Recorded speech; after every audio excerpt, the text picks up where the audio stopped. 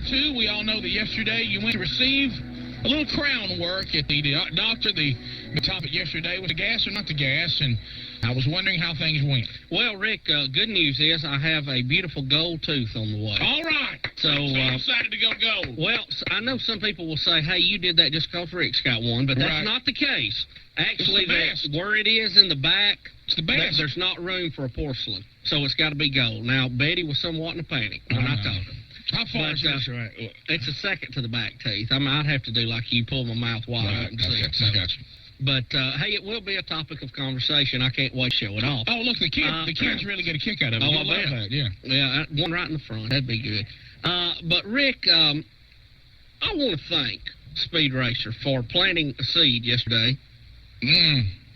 And, you know, I went in probably as paranoid about going under nitrous oxide, better known as laughing gas, than anyone ever. So you were very paranoid. Well, everybody, my fear of the drill and the dentist in general is well documented on this program. Sure, oh yeah. And, well, Speed Racer, I'd like to thank him yesterday. It just so happens that my dentist, who I really always enjoy visiting with, have a lot of dental assistants there who are very attractive. Sure.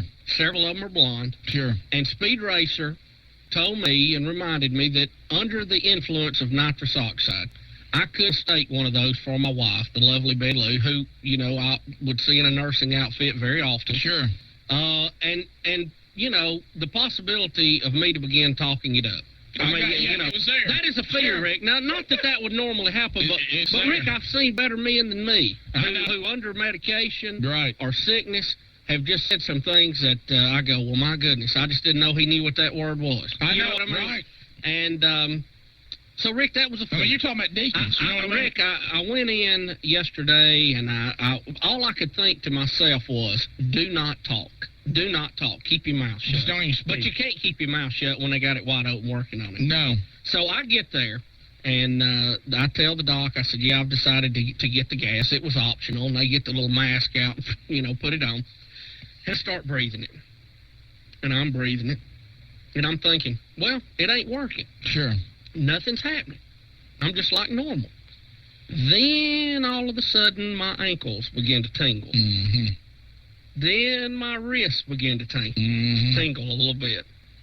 And then it was almost like, Rick, that life was a puzzle, and the pieces just started getting further and further apart. I got you. And, Rick, for a moment there, I didn't know a mortgage to Compass Bank that I'll probably never pay off. I didn't know credit card debts galore. MasterCard meant nothing to me. Rick, I just want to thank everyone who called in yesterday and encouraged me to take the gas, of course, under the treatment of a doctor there. Rick, about then,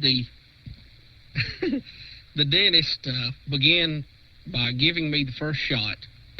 And I remember thinking to myself, that is the funniest thing I have ever heard. I know now where they got the name Laughing Gas. And it was like, here comes the needle. And I was like, is that the biggest one you got? And then I remember him saying, I may have to give you another one up here just a little further up. And I was like, make it an even dozen, Doc. And I was thinking to myself, do not say anything. And Rick, I don't know what I was doing. Oh, yeah. I don't know if I was laughing out loud to myself. Sure. But my mind was racing.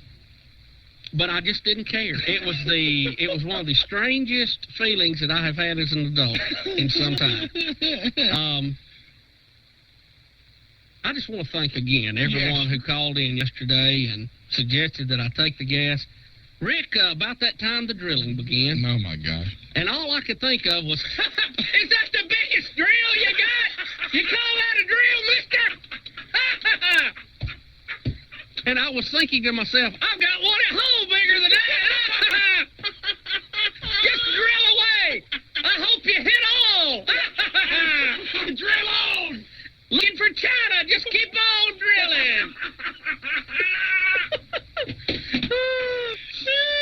And Rick, during this process, one of the dental assistants who usually cleans my teeth decided she was going to have a little fun. Uh-oh. And she came in with her mask on, of course. and told me that she was there to clean my teeth. Now, Rick, she had a piece of string that was about as big as my 3 fingers put together. Sure. And was coming at me like she was going to floss my teeth with it. A piece of rope that you could pull.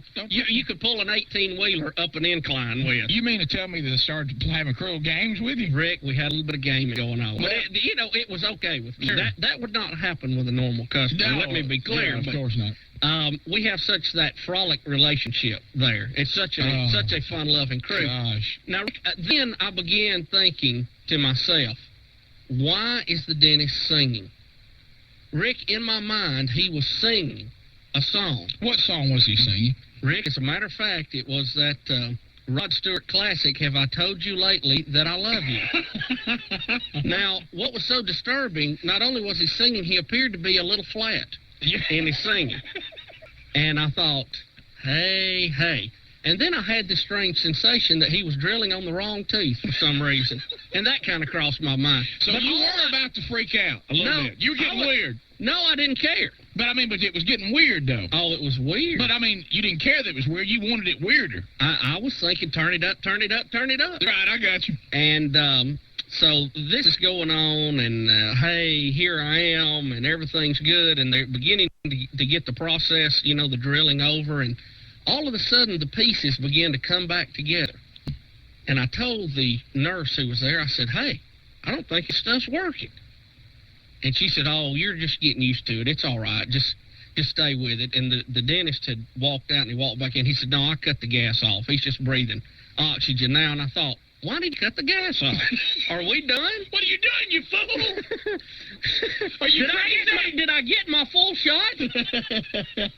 So, wow. Reality began to set back in. And we fitted the temporary, glued her down. Yeah. I was really out of there in no time flat. And, of course, Betty came in while I was still in the chair to see if she could, have any fun with me. And she realized that enough of the nitrous oxide had left my system. I was not as funny as I was a few minutes ago. That's a shame. And but I tell you one thing. I told him when I left that the whole process really made me nervous. And when I go back for that gold tooth, I probably need that gas again. And as a matter of fact, I'm really scared of having my teeth cleaned. Minted string scares me to death. Yes, absolutely. And I may need to get gas next time I come to have my teeth cleaned. I was thinking, if you could get the gas when you have your teeth cleaned, I think I could get in there every 6 months regularly. Yeah. You may watch me. I'd be hanging around like on a come in. So once a month, or it'd be better than 6 months. Oh, I know it. At least every 3. I don't want to have cavities or gingivitis. But it was an interesting experience. That's great. I love it. All right, 6 minutes past. We've got installment number 7 I coming do have up. to thank everyone at Dr. Cunningham's office for the great job they did. Thank y'all so much. And I'm sure they're thanking you this morning. We'll be right back. Well, Rick, there's one other thing. Whoa. Well, I don't remember everything that went on, and I hope I didn't get out of line.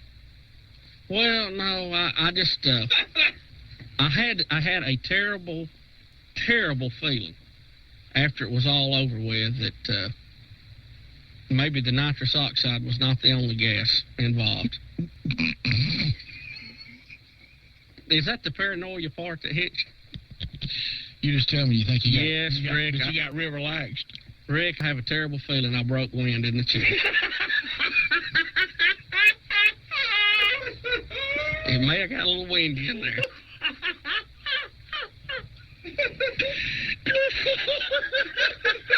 I hope that was just one of the delusions.